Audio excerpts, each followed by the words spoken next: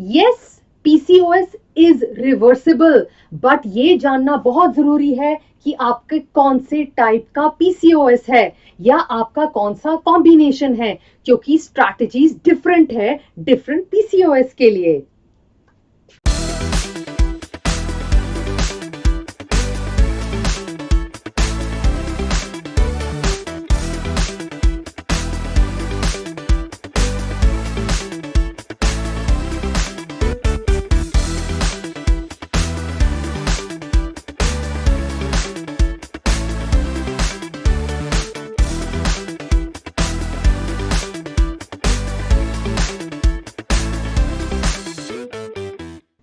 नमस्ते, आदाब, सत श्री अकाल, hello and welcome to my YouTube channel holistic women solutions, जहां पर आपको मिलते हैं विमेन की हार्मोनल इश्यूज से रिलेटेड होलिस्टिक सॉल्यूशंस, जो आप अच्छे से समझ भी सकते हो और अपनी लाइफ में अप्लाई भी कर सकते हैं।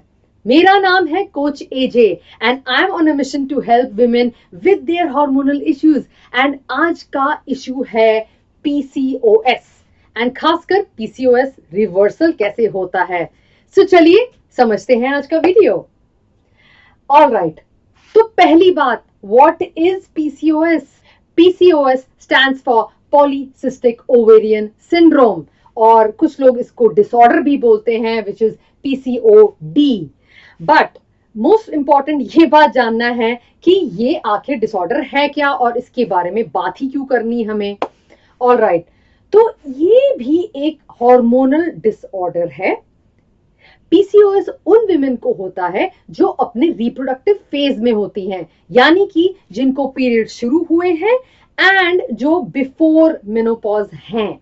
ऑलराइट, बट पीसीओएस जैसे कि नाम बताता है कि इसमें पॉलीसिस्टिक ओवेरियन सिंड्रोम, यानी कि बहुत सारी सिस्ट हैं ओवरी में, बहुत सारी सिस्ट्स हो गई हैं ओवरी में, और तभी इसका नाम, क्योंकि पहले जब इसका एनालिसिस होता था, डायग्नोसिस होता था अल्ट्रासाउंड में, तो ओवरीज बड़ी बड़ी नजर आती थी और उसमें बहुत सारे सिस्ट्स नजर आते थे। लेकिन इन द न्यू क्राइटेरिया, ये बहुत जरूरी है जानना कि इट इज नॉट नेसेसरी कि सिर्फ यही क्राइटेरिया है, इसके अलावा भी बहुत सारे क्राइटेरियाज हैं जिनको कंसिडर करना पड़ता है टू डिक्लेयर वेदर आपको पीसीओएस है या नहीं। यहीं पर आपके गायनेकोलॉजिस्ट या ऑब्स्टेट्रिशियन आपको हेल्प करते हैं, आपके एंडोक्राइनोलॉजिस्ट, वो आपको हेल्प करते हैं डायग्नोज करने के लिए कि आपको पीसीओएस है या नहीं। अब मोस्ट इंपॉर्टेंट थिंग, पीसीओएस कैसे पता चलता है लेडी को कि उसको पीसीओएस है या नहीं? इसके भी बहुत सारे सिम्टम्स हैं और नहीं हैं, तभी ये बहुत ही कॉम्प्लिकेटेड और कंफ्यूजिंग चीज है। आइए समझते हैं पहले इनके सिम्टम्स।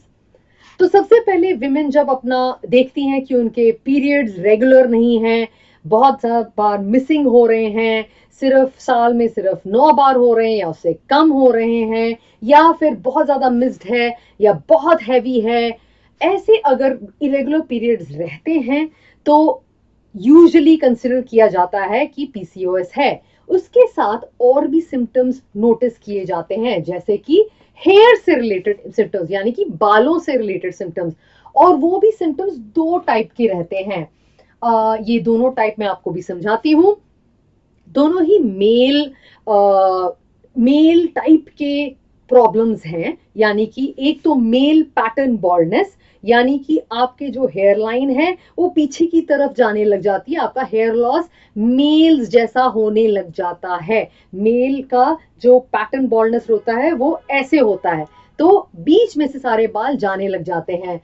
और या फिर आपके ऐसे बाल अलग अलग जगहों में जहां पर मेल्स के उगते हैं वहां पर आपके बाल उगने लग जाते हैं, यानी कि चिन, मुस्टैच, साइड बर्न्स, ऐसे बाल जो हैं ये, या फिर आपकी बॉडी में कहीं पर भी हो सकते हैं। ये अलग अलग किस्म की बॉडी में अलग अलग रिस्पॉन्स रहता है। सो ये एक सेकेंड टाइप का सिम्टम है। थर्ड टाइप का सिम्टम है एक्ने। एक्ने मतलब बहुत सारे पिंपल्स, और खासकर पिंपल्स का ऑन द लोअर पोर्शन रहना ऑफ द फेस। यहाँ पर जब एक्ने ज्यादा डिटेक्टेड है, और वो एक्ने भी अलग किस्म की होती है, वो बहुत ही पस फिल्ड होती है, और वो नॉर्मल क्रीम से जाती नहीं है, ऐसी वाली एक्ने होती है। और कभी कभी वॉइस की भी डिफरेंस आपको नजर आता है। वॉइस का कैसा डिफरेंस? आपकी बहुत भारी होने लग गई है वॉइस। एंड सबसे इंपॉर्टेंट है वेट। अब इसका मतलब ये नहीं है कि वेट या तो बहुत ज्यादा है या बहुत कम है, क्योंकि पीसीओएस सबसे कंट्रोवर्शियल चीज ये है कि इट इज नॉट नेसेसरी कि अगर आप बहुत हैवी हैं तब आपको पीसीओएस है ही, और ये भी नहीं होता कि अगर आप पतले हैं आपको पीसीओएस नहीं है। बट मोस्ट प्रोबेबली यही देखा गया है कि वेट बहुत ज्यादा होता है। और सबसे इंपॉर्टेंट बात, वेट जब आप लूज करने की कोशिश करते हैं, जब आप सोचते हो कि मैं वजन घटाऊं, वो घटता नहीं है। अगर आपने बहुत सारी एक्सरसाइज भी कर ली, डाइट भी ट्राई कर ली, सब कुछ ट्राई कर लिया, लेकिन वेट इधर से टस से मस नहीं होता। इस चीज को अगर देखा जाए, most of the time PCOS है। Most of the time women को ये भी नहीं पता होता कि उनको पीसीओएस है। अक्सर जब वो नॉर्मली मैरिज के बाद जब वो फैमिली प्लानिंग का सोचती हैं, तब वो देखती है कि मैं कंसीव नहीं कर पा रही हूँ, ऐसा क्या प्रॉब्लम है। फिर जब टेस्ट होते हैं तब उनको ऐसी कुछ ना कुछ प्रॉब्लम दिखती है जहां पर पीसीओएस उनका डिटेक्ट हो जाता है। सो पीसीओएस काफी कॉम्प्लिकेटेड इशू है। आपको शायद ये सारे सिम्टम्स हो भी ना, या आपके पीरियड्स रेगुलर भी मे बी हो रहे हो, या फिर आपको हेयर से रिलेटेड कोई प्रॉब्लम हो भी नहीं रही हो, एक्ने में भी आपकी हो आती जाती रहती होगी, वॉइस में भी इतना फर्क नहीं होगा, लेकिन आपको पीसीओएस फिर भी हो सकता है। तो ये जो नाम है ये बड़ा ही मिसलीडिंग नाम है, क्योंकि इट इज नॉट नेसेसरी कि वो पॉलीसिस्टिक हो। ये तो बहुत पुराने टाइम में देखा गया कि पॉलीसिस्टिक है। तो ये बेसिकली एक सिंपल हार्मोनल इशू है जो बहुत सारी कॉम्प्लिकेटेड इश्यूज करता है। यानी कि आपको फर्टिलिटी इश्यूज, आपके पीरियड इश्यूज, और ये जितने भी फिजिकल इश्यूज दिख रहे हैं, ये ऐसी चीज क्रिएट करता है। लेकिन अब ये क्या प्रॉब्लम है? ये प्रॉब्लम है कि आपके जो हॉर्मोन्स हैं, अब कौन से हॉर्मोन्स उसकी अभी थोड़ी देर में बात करेंगे, लेकिन आपके जो नॉर्मल फीमेल हॉर्मोन्स हैं और आपके जो मेल हॉर्मोन्स है, यस, फीमेल बॉडी में भी मेल हॉर्मोन्स होते हैं, लेकिन वो बहुत स्मॉल क्वांटिटी में होते हैं, छोटी क्वांटिटी में होते हैं। ओके, सो अगर आपका रेशियो उसका बहुत ज्यादा हो जाए, इसके अलावा दूसरे भी हॉर्मोन्स अफेक्ट हो जाते हैं, तो आपका ये कॉम्प्लिकेटेड डिसऑर्डर हो जाता है। इसलिए इसमें सिर्फ सेक्सुअल प्रॉब्लम्स, मतलब कि फर्टिलिटी रिलेटेड इश्यूज ही नहीं होते हैं, इसमें मेटाबॉलिक इश्यूज भी होते हैं, जिनको हम, जैसे वेट लॉस नहीं हो पा रहा, राइट, तो ऐसे इश्यूज आने लग जाते हैं। तो इस कॉम्प्लेक्सिटी से बाहर निकल के मैं आपको फिर भी बताना चाहती हूँ कि पीसीओएस रिवर्सिबल है। और सबसे पहले ये जानना जरूरी है कि पीसीओएस वैसे रिवर्सिबल कैसे हो सकता है, और हम ये ऐसा क्यों कहते हैं इतनी कॉन्फिडेंटली। इसको समझने के लिए, क्योंकि ये सिर्फ हॉर्मोन्स के फ्लक्चुएशंस, यानी कि हार्मोन कोई गलत जगह में पहुंच गया है या फिर गलत क्वांटिटी बन रही है, मतलब कि बॉडी उल्टे सीधे हार्मोन्स की क्वांटिटी वगैरह बना रही है, उसी को हमें करेक्ट करना है। बेसिकली बैलेंसिंग करनी है अपने हॉर्मोन्स की, कि वो इतने लेवल में ना बने या फिर इतने लेवल में बने। कुछ चीजें कम हो गई हैं, कुछ जरूरत से ज्यादा, कुछ चीजें कुछ जरूरत से ज्यादा ज्यादा हो चुकी हैं। सो उस चीज को ही रिवर्सल जो कहते हैं, उसी को करना होता है। अब ये कैसे होता है, सबसे इंपॉर्टेंट चीज है जो जानने की जरूरत है, वो है जी कि आपका कौन से टाइप का पीसीओएस है। अब ये टाइप सबसे पहले कहां से आया? वो इसीलिए आया क्योंकि there are 4 types of PCOS जो देखे गए हैं ज्यादातर विमेन में। ओके, अब ये डिफरेंट टाइप के जो पीसीओएस हैं, इनमें डिफरेंट स्ट्रैटेजी लगती है रिवर्सल के लिए, क्योंकि इसके रीजंस अलग हैं। तो आइए मैं आपको अगले 5-10 मिनट में ये समझाऊंगी कि कौन से पीसीओएस हैं और उनको, मतलब कहां से उसका रूट प्रॉब्लम है जिसको आप हटा सकते हैं या नहीं, ये भी बता दूंगी।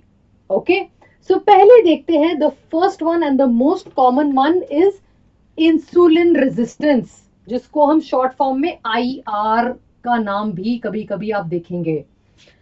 इंसुलिन रेजिस्टेंस बड़ा ही रॉकेट नाम है, लेकिन सबसे इंपॉर्टेंट चीज मैंने आपको बोला था कि ये हार्मोनल से रिलेटेड है, हार्मोन्स से रिलेटेड है ना पीसीओएस। तो ये वाला जो आपका पीसीओएस है, इसमें इंसुलिन का सबसे इंपॉर्टेंट रोल होता है। अभी ध्यान से समझना कि इंसुलिन रेजिस्टेंस आखिर है क्या और हम इसके लिए आगे क्या कर सकते हैं। तो चलिए समझते हैं what is happening in insulin resistance. ये देखिए, ये मैंने बनाया है जी सेल। सेल का मतलब सबसे छोटा सबसे छोटा हमारा जो बॉडी पार्ट है वो है जी सेल। हम सेल से बने हुए हैं और ये है जी हमारा सेल, और उसके पास कुछ ऐसे समझो कि कुछ ओपनिंग्स हैं। ओपनिंग यानी कि दरवाजे हैं, ठीक है।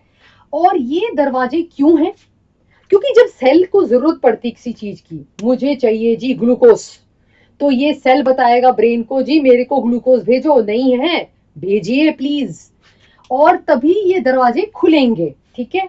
अब ये दरवाजे खुलने का भी एक तरीका है, क्योंकि इस दरवाजे में क्या है, ताले हैं, और ताला खोलने के लिए चाहिए होती है चाबी।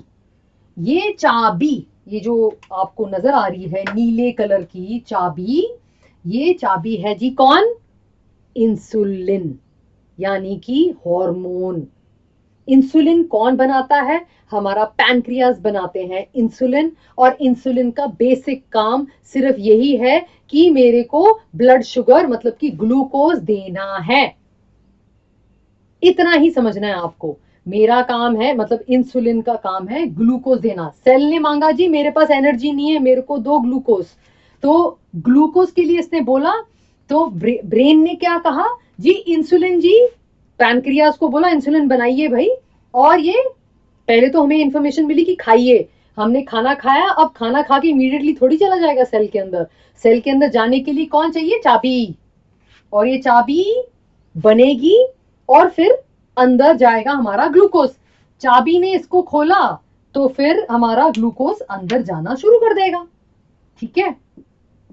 लेकिन इंसुलिन रेजिस्टेंस क्या होता है? ये तो नॉर्मल चीज हो गई कि हाँ चाबी आ गई और जो सामान चाहिए था वो अंदर चला गया, बस ठीक है। लेकिन इंसुलिन रेजिस्टेंस, रेजिस्टेंस का मतलब क्या होता है, मतलब कि नहीं, आपको कुछ हो रहा है, नहीं मेरे को नहीं चाहिए, I am not interested, resist करना, चीज को नहीं चाहिए, हटो, दूर रहो। ये कौन कर रहा है, क्या हो रहा है इसमें, ये देख लेते हैं। या तो आपका जो चाबी है उसमें लग गया है जी जंक, ओके, तो ये दरवाजा खुल नहीं रहा है, या फिर ये दरवाजा टेढ़ा मेढ़ा हो गया है, तो ये चाबी ढंग से लग नहीं रही। तो फिर क्या होगा? अभी मैंने आपको ये बताया कि ये चाबी चाहिए अंदर ग्लूकोज लेकर आने के लिए, लेकिन या तो चाबी खराब हो गई, या तो ये दरवाजे में ही कुछ गड़बड़ हो गई है, तो ये ग्लूकोज ना तो अंदर जाएगा ना बाहर जाएगा, और ये सेल बेचारा मिल ही नहीं रहा मेरे को ग्लूकोज। अब इसके भी दो चीजें हैं, या तो जरूरत से ज्यादा ही अंदर पड़ा है ग्लूकोज, तो ये कहता है अरे भाई जाओ, मेरे पास तो सब कुछ भरा हुआ है, क्यों मेरी चाबी वाबी खोता रहता है, हटो यहाँ से, मेरे को नहीं सुनना। तो वो दरवाजा बंद करके रखता अंदर से, नो मेरे को नहीं खोलना। उसकी उसके पास एक चिटकनी अंदर की तरफ भी होती है कि हाँ मेरे को बताना है कि क्यों है। सो अब अंदर से उसने बंद कर दिया है तो ये खुल नहीं पा रहा गेट, राइट। तो अब आपको समझ में आया कुछ? हमारा बेचारा इंसुलिन बन तो रहा है लेकिन वो काम नहीं कर पा रहा। अब कौन सा काम नहीं कर पा रहा जी, ग्लूकोज यानी कि ब्लड शुगर को सेल के अंदर नहीं जा पा रहा, या फिर ये जो है कुछ जरूरत से ज्यादा ही इंसुलिन, क्योंकि फिर जब अंदर जा नहीं रहा, सबसे बड़ा प्रॉब्लम क्या आता है ये बताती हूँ आपको। पहले ब्लड में अगर शुगर बहुत हाई हो जाए तो हमारे वाइटल ऑर्गन्स के लिए बहुत प्रॉब्लम है। नंबर 1, हमारे ब्रेन के लिए अगर बहुत ज्यादा चीनी हो जाती है तो बहुत प्रॉब्लम होने लग जाती है इसके फंक्शंस में, ओके। सिमिलरली हमारे दूसरे इंपॉर्टेंट ऑर्गन्स, लिवर हो गया, हमारा इंटेस्टिन्स हो गया, हमारे जितने भी रिमेनिंग ऑर्गन्स है, अगर चीनी ही चीनी चीनी चीनी, आपको पता है ना, जब बहुत सारी चीनी खा लेते हो तो एक टाइम आता है ना, अरे बड़ी चीनी चीनी होगी, थोड़ी सी सॉल्ट दे दो भाई, ऐसी वाली फीलिंग आती है ना, वही अंदर हो रहा होता है, क्योंकि चीनी चीनी चीनी चीनी हर जगह देखो, चीनी चीनी चीनी। अब इतनी चीनी हो गई, अरे इतनी चीनी क्यों हो रखी है भाई? या तो ये चाबी में लग गया जंक, या फिर आपके सारे सेल्स में चिटकनी अंदर से ही लगा दी जी, मैंने नहीं चाहता जी। I don't want this, I don't want the glucose, मुझे ब्लड शुगर नहीं चाहिए, चीनी नहीं चाहिए जी। Okay, did you understand? So अब प्रॉब्लम क्या है? अब ये एंटायर चीज जो मैंने आपको बताई, इसका मतलब क्या होता है कि इंसुलिन रेजिस्टेंस हो गई है, मतलब कि इंसुलिन का काम करना बंद हो गया है। और इससे क्या होगा? अब अगर हर जगह में चीनी चीनी नजर आती है तो सबसे पहले ब्रेन को अलार्म आ जाता है कि अरे इतनी चीनी है, हटाओ भाई, पैनक्रियास क्या कर रहे हो, इंसुलिन लेकर आओ, हटाओ इसको। तो इंसुलिन बेचारा क्या कर रहा था, पहले तो ये ट्राई कर रहा था कि हाँ सेल के अंदर चला जाए, लेकिन जब जा ही नहीं रहा तो फिर वो उसको अपना काम तो करना ही है। दूसरा कौन सा काम है उसका? ये सारे ग्लूकोज को इकट्ठे करके इकट्ठे इकट्ठे करके पूरी पोटली बना के वो कहां रख देता है? सीधा आया हमारा बेली फैट। और ये बेली फैट भी कैसा है? ये भी मेल जैसा हो जाता है, यानी कि आपके टायर टायर टाइप्स जो चीज बनती है वो इसके कारण बनती है, क्योंकि चीनी चीनी चीनी। समझ में आया आपको? अब इतनी चीनी हो गई तो चीनी को कहीं तो रखना है, ना तो अंदर जा रही है जी, ना तो बाहर जा रही है, तो कुछ तो करना है। इस चीज को करने के लिए क्या यूज किया जाता है कि इंसुलिन अपने आप ही क्या करने लग जाएगा, यहां पर डिपॉजिट करने लग जाएगा। अब होगा क्या? क्योंकि ना तो चीनी अंदर जा रही है तो आपकी बॉडी वेट गेन ही करती रहेगी, लूज तो करेगी ही नहीं, क्योंकि सब कुछ जाम पड़ा है। Okay, so this is the case of insulin resistance. और मैंने इसको इतना टाइम इसलिए दिया क्योंकि 1 out of 10 विमेन उनको इंसुलिन रेजिस्टेंस रहता है। ओके, सो सबसे इंपॉर्टेंट, सबसे कॉमन पीसीओएस जो लेडीज को होता है, और स्पेशली एशियन विमेन को जो होता है, इंडियन विमेन को होता है, वो इंसुलिन रेजिस्टेंस होता है, which is sugar related PCOS. Okay, next next आता है हमारा इंफ्लेमेटरी पीसीओएस। इंफ्लेमेटरी भी रॉकेट साइंस जैसा नाम लिखा हुआ है, लेकिन ये इंफ्लेमेटरी पीसीओएस क्या है? इंफ्लेमेशन का मतलब क्या होता है? सूजन। ओके, और ये सूजन ये नहीं कि हम सूज गए हैं, ये सूजन होती है लो ग्रेड इंफ्लेमेशन, यानी कि सूजन है लेकिन वो इतनी नजर नहीं आ रही है, लेकिन है। इसका मतलब क्या हुआ? परेशानी तो होगी, है भी नहीं भी है। अब ये कैसे दिखता है आपको? इंफ्लेमेशन हो कहां रहा है? चलिए समझते हैं। ये दिख रहा है आपको डाइजेस्टिव सिस्टम, खासकर हमारा फूड पाइप से लेकर हमारा जो स्टमक है, हमारा पेट, हमारा जो इंटेस्टिन्स है, लार्ज इंटेस्टिन है, ये सारी चीजें अंदर से थोड़ी थोड़ी इन्फ्लेम्ड हो जाती हैं। अब ये क्यों हो जाती हैं ये भी समझते हैं। आप ऐसी चीज कोई खा रहे हो जो आपको एलर्जिक है, यानी कि कभी कभी लोगों को दूध से प्रॉब्लम होती है, या फिर ग्लूटेन से प्रॉब्लम होती है, ग्रेन्स खाने से प्रॉब्लम होती है, या कोई चीज खाने से। अब इसको भी समझते हैं कि इंफॉर्मेशन दिखती कैसे है। पेट भर गया, ब्लोटिंग हो गई, एसिडिटी हो रही है, डिकार आते हैं मेरे को, इधर तक है खाना, इधर जलन हो रही है मेरे को, इधर हो रही है जलन, अरे कुछ इनो विनो दे दो। आपको जब ये सी चीज हो रही होती है, इसका मतलब है कि आपने कुछ गड़बड़ खाया। लेकिन पीसीओएस में क्या होता है, हर चीज जो खाते हैं ना, अगर आप कंटिन्यूसली वो चीज खाओ जो आपको प्रॉब्लम कर रहा है और आपको पता भी नहीं क्या प्रॉब्लम कर रहा है, कौन सी चीज ऐसी, तो वो बार बार यही करेगा। फर्ज करो आपको ग्लूटेन ही प्रॉब्लम है, लेकिन ग्लूटेन आप तो रोज ही खा रहे हो, हर मील में खा रहे हो, हर बार जो खाते हो, अरे पेट भर गया, अरे ये कॉन्स्टिपेशन, ये मेरे को अच्छा नहीं लग रहा, बहुत ज्यादा भरा भरा लग रहा है, ये जो प्रॉब्लम आती है इसको हम इन्फ्लेमेशन के रूप में बोलते हैं। और अब ये क्या कर रहा है, ये तो मैंने पेट की प्रॉब्लम बताई है ना। पेट की प्रॉब्लम से पीसीओएस का क्या लेना देना? Nice question. इन्फ्लेमेशन से क्या होता है, इन्फ्लेमेशन मार्कर्स रिलीज होते हैं हमारी बॉडी में, जो हम ब्लड टेस्ट के थ्रू देख पाते हैं। जब इन्फ्लेमेशन इतनी रिलीज हो जाती है तो हमारे अंदर क्या होने लग जाता है जी, दंगे। जब इन्फ्लेमेशन बहुत ज्यादा हो जाती है तो हमारे अंदर एक वॉर जैसी सिचुएशन हो जाती है। कहां पर? हमारी बॉडी के अंदर। अरे भाई, बहुत ज्यादा कुछ हो रहा है, बहुत प्रॉब्लम हो रही है, अंदर ही एक लड़ाई होने लग जाती है एक दूसरे के साथ। किस चीज की किसके साथ लड़ाई हो रही है? लड़ाई ये हो रही है कि जी ऐसी कौन सी चीज है जो हमें इतना इन्फ्लेम, इतना प्रॉब्लम कर रहा है। इसी के चक्कर में क्या हो जाता है, हमारी बॉडी बहुत ज्यादा व्हाइट ब्लड सेल्स और अपने वेपन्स वगैरह बनाने लग जाती है कि हाँ मेरे को ये लड़ाई लड़नी है, और हमारी बॉडी एक कांस्टेंट स्ट्रेस मोड में आ जाती है। सबसे इंपॉर्टेंट बात, अब इसका क्या लेना देना है ओवरीज के साथ? भाई ऐसा क्या हार्मोन, क्या प्रॉब्लम हो गई? स्ट्रेस का मतलब है सीधा सीधा कॉर्टिसोल इंक्रीज होना। कॉर्टिसोल हमारा क्या है? एक हमारा हार्मोन है स्ट्रेस से रिलेटेड, और उसका काम क्या है? सारे फालतू के काम बंद करो जी, लड़ाई लड़नी है। और फालतू के काम कौन से हैं? बच्चे पैदा करना फालतू का काम है, उसके लिए फालतू का काम रेस्ट करना है। रेस्ट नहीं करना है, जंग लड़नी है।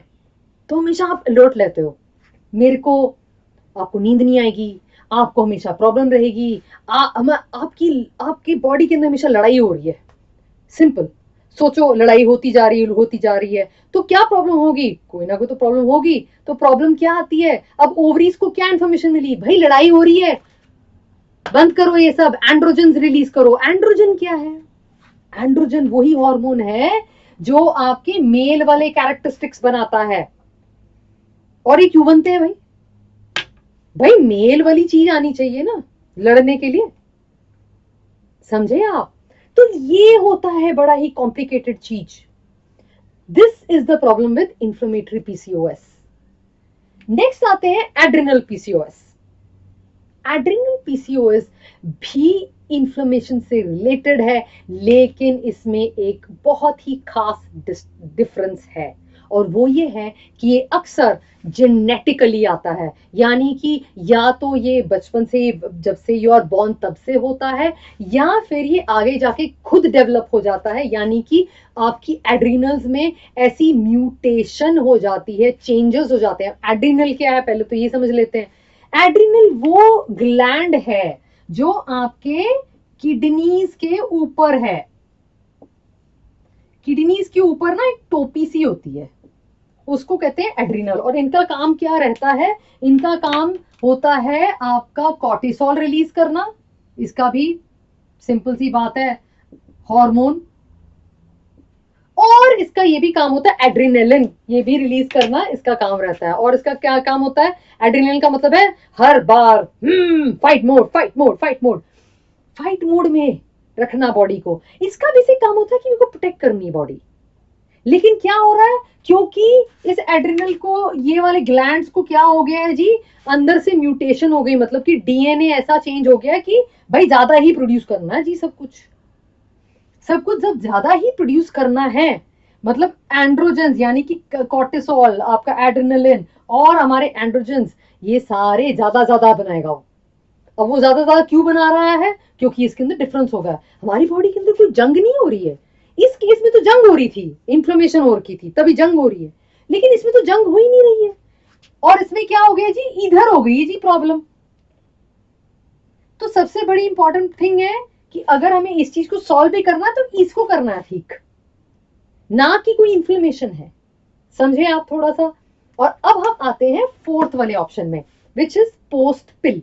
अब ये पिल क्या है? पिल है जी, जब आप पीसीओएस, आपको पीसीओएस डायग्नोस हो जाता है तो आपको अक्सर मेडिसिन दी जाती है which is contraceptive in nature, contraceptive पिल। और कॉन्ट्रासेप्टिव पिल्स का नॉर्मली 21 डेज का ड्यूरेशन दिया जाता है, जिसमें आपको 2 पिल्स का एक प्रोपोर्शन दिया जाता है। 2 पिल्स कौन से होते हैं? वो हमारे सेक्स हार्मोन्स होते हैं, which is estrogen and progesterone. उसका एक रेशो आपको कहा जाता है खाने के लिए, और आप कंटिन्यूसली उसको खाते रहते हो। लेकिन अक्सर विमेन ने क्या देखा कि हाँ, जब हम कंसीव करने की कोशिश करते हैं, जो कॉन्ट्रासेप्टिव पिल वो हटा देती हैं और वो ट्राई करती हैं कि लेट्स कंसीव, लेकिन कंसेप्शन नहीं होता, और वो देखती हैं कि पिल को छोड़ने के बाद मेरी प्रॉब्लम्स आ रही हैं वापस, मेरी बहुत सारी प्रॉब्लम्स होने लग गई। ओके, ये प्रॉब्लम्स पहले उसको कभी थी नहीं शायद, तो अब उसको होने लग गई। ऐसा क्या हो गया? क्योंकि बॉडी ने उसको, जब आर्टिफिशियल हार्मोन्स आ रहे थे तो वो उसी के साथ एडजस्ट हो गई थी। जब आपने पिल विड्रॉ कर दिया तब आपका क्या हुआ? पिल विड्रॉ करने के बाद फिर बॉडी को सडनली झटका लगा, एक शॉक आ गया कि है यार, ये हार्मोन कहाँ गए? अच्छा, ओहो, तो थोड़े दिनों में उसको याद आएगा, अच्छा मैं भी तो प्रोड्यूस कर सकता हूँ, हाँ मैं प्रोड्यूस करना शुरू कर देती हूँ। तो ओवरीज आपके काम करने लग जाते हैं, एंड पोस्ट पिल जो है थोड़ी देर के लिए रहता है। आपकी बॉडी में कोई दिक्कत नहीं होती, कोई इंसुलिन प्रॉब्लम नहीं होती है, कोई इन्फ्लेमेशन प्रॉब्लम नहीं होती, कोई एड्रेनल प्रॉब्लम नहीं होती है, और ये सिर्फ एक टेम्पररी चीज हो जाती है, क्योंकि पिल छोड़ने के बाद बॉडी को एक छोटा सा शॉक लगता है कि हाँ मैं मेरे हार्मोन्स कहाँ गए, ये हो जाता है। एंड जब वो रियलाइज करती कि हार्मोन्स कहीं गए नहीं, मैं भी बना सकती हूँ, तो उसको समझ में आ जाता है एंड सब कुछ नॉर्मल हो जाता है। अब आते हैं जी कि ट्रीटमेंट कैसे करते हैं, और हम क्यों कहते हैं कि पीसीओएस रिवर्सिबल है। आप अब तक तो समझ ही गए होंगे कि 4 प्रकार के पीसीओएस है, और इससे भी ज्यादा कॉम्प्लिकेटेड चीज ये होती है कि अक्सर ओवरलैपिंग भी होता है। मतलब कि इंसुलिन रेजिस्टेंस से क्या होता है, आपका इन्फ्लेमेशन भी हो जाता है बॉडी में, ब्लोटिंग रहती है, आपको लगेगा कि आप भारी भारी से हैं। तो ये वाला जो प्रॉब्लम है, इसको प्रॉब्लम को कैसे सॉल्व करना है, इसका टारगेट कहां नाम पे लिखा है? इंसुलिन। इंसुलिन पर सारा काम रहता है।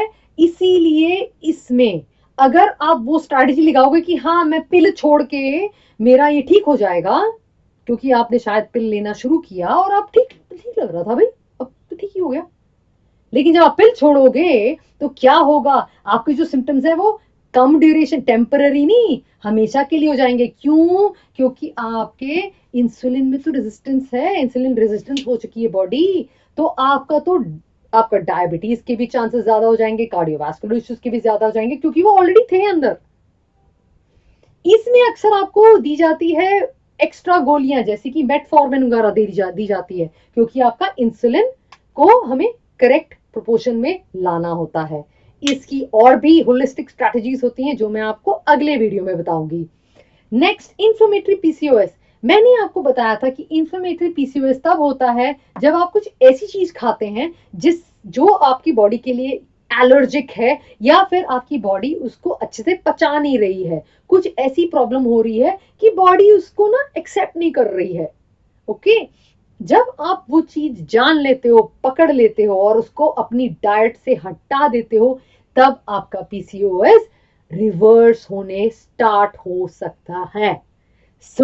इसकी जो स्ट्रैटेजी है वो इसकी स्ट्रैटेजी के साथ मैच नहीं करती। थर्ड, एड्रेनल पीसीओएस मैंने आपको बताया था कि अक्सर जेनेटिकल होता है, जेनेटिक्स से होता है, यानी कि बाय बर्थ यूजुअली होता है, और इसमें जीन्स में प्रॉब्लम आने लग जाती है। तो इसका काम कोई लेना देना है ही नहीं इंसुलिन, और ना ही इंफ्लेमेशन, मतलब कोई एलर्जी रिलेटेड है ही नहीं। तो इसको कैसे किया जाता है?